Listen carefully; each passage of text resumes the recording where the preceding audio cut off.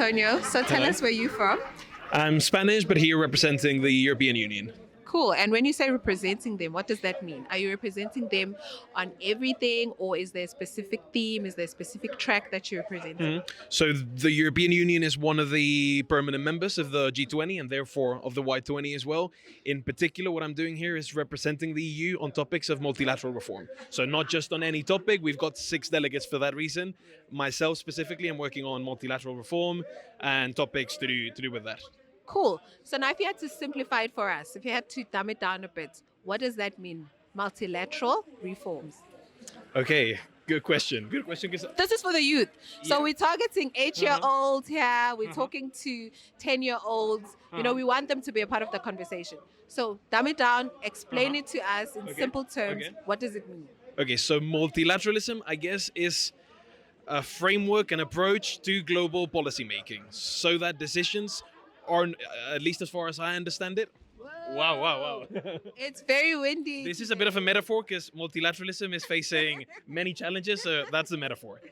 But yeah, in essence, it's about the international community, countries coming together and jointly deciding the rules of the game for the way international politics work, as opposed perhaps to just having the big players, the big countries decide for everyone. Multilateralism is in spirit about everyone coming together, countries in their sovereignty coming together and deciding jointly. So that applies at an international level, but regionally for us, for the European Union, we think of ourselves as an expression of that multilateralism. We're a continent that has gone through a lot of wars inside and outside. So coming together and deciding things jointly. And then when you say decide things jointly that affect everyone, like give one example of something in the past that has not worked. Where you feel, you know, we should have. Multilateralism is needed. Okay, so I mean, probably when it comes to economics, when it comes to trade, that's something that should fall under a multilateral framework, at least according to myself and the European Union, so that what we prevent is precisely what we're witnessing today.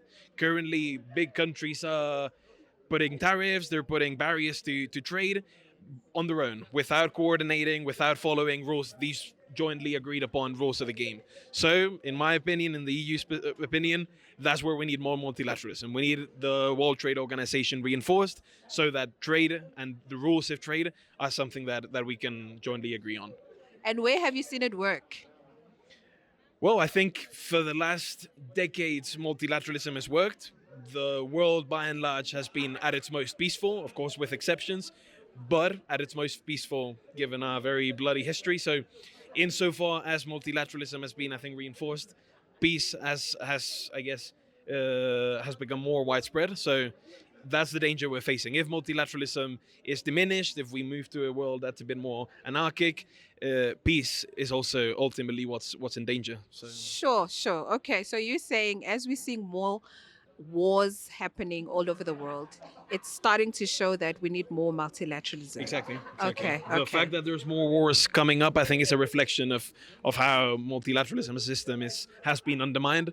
So indeed, if we want to prevent them, we should aim in that direction, reinforcing when it comes to peace and war, reinforcing the UN Security Council, so that again decisions of this sort are made jointly and are made according to some rules. Okay, awesome. So in South Africa, I'm pretty sure all over the world, the universal peace sign is this. Yep. So I just need you to peace out.